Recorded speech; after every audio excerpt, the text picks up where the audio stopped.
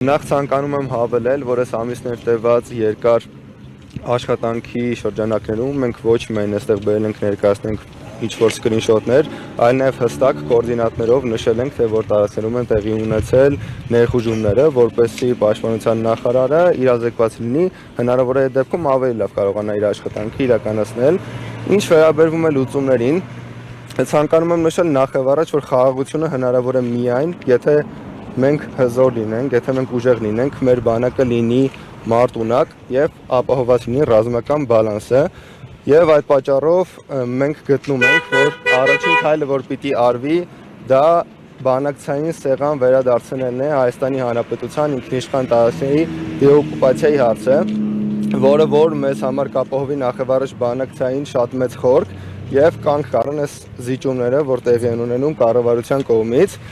իսկ ինչ վերաբերում է բուն արդեն անվտանգային քայլերին, պարոն Թաթյանը իր ուղերձի մեջ նշել են 4 քայլերը, որոնք որ առաջնահերթ պիտի իրականացվեն, դրանից առաջինը հանձնաժողովի ստեղծումն է, որը որ 6 ամսվա շրջանակներում պիտի ներկայացնի համապարփակ պաշտպանության մեր ծրագիրը,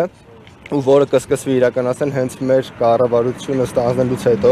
Երկրորդը եւ իմ կարծիքով ամենակարևորը դա ռազմական բյուջեի ավելացումն է, այսինքն մենք գտնում ենք, որ պիտի ընդունվի օրենսդրություն եւ մենք ընդունենք այդ օրենսդրությունը, որ ռազմական բյուջեն չի կարող նվազ լինել Հայաստանի Հանրապետության ՀՆԱ-ի 8%-ից, ինչն իրենից ենթադրում է, որ արդեն հաջորդ տարի Հայաստանի Հանրապետության բյուջեն ի տարբերություն ներկայիս բյուջեի արդեն ավելացած կլինի $1 միլիարդ։ Երրորդ քայլը դա այն է, որ մենք այդ տվյալ բյուջեից $500 միլիոն ուղղելու ենք Հայաստանի Հանրապետությունում գործող ընկերություններին, որպեսզի շատ արագ տեմպերով զարկ տանք ռազմական արդյունաբերությանը, եւ չորրորդը արդեն 44 օրյա պատերազմի ազգային ժողովի կողմից զեկույցի հրապարակումն է, որը որ արդեն կհեշտացնի պատասխանատվության ենթարկելու գործընթացը, որպեսզի մենք ինքներս հասկանանք, թե ինչ սխալներ ենք թույլ տվել ու հետագայում դրանք չկրկնենք։ Վարդան, դուք ասացիք, մենք չենք բերել սկրինշոթեր զուտ հանձնենք ՊՆ, այլ ուզում ենք տեղեկացնել, որ նման խնդիր կա։ Կարծում եք պաշտպանության նախարարությունը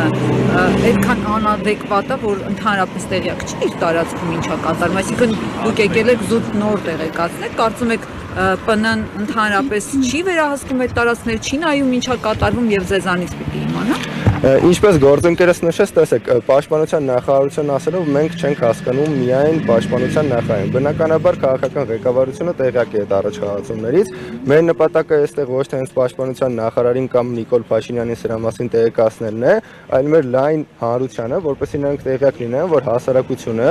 ամեն անգամ այս հին նույն խոսույթը, որ խաղաղությունը զոհ չունենք սահմանին, այս ամենը սուտ է, այսինքն ամեն անգամ մենք մաս առ մաս մեր երկիրը հանձնում ենք ու արդեն հնարավոր է, որ մոտ ժամանակներս նրանք գան ու վերահսկողություն հաստատեն հենց օրինակ Երևանի մատուցներում։ Խնդիրը հենց սրանում է, ոչ թե նրանց անտեղյակ լինելը։ Հիմա հանձնում եք արդեն նամակը։ Հիմա այո, այս հիմա հարցերին պատասխանից հետո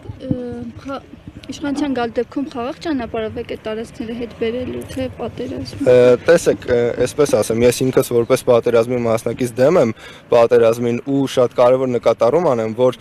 կառավարությունը որևէ բարոյական իրավունք չունի պատերազմ բերելուց խոսի, որովհետև ես օրինակ իմ կյանքն եմ վտանգի ենթարկել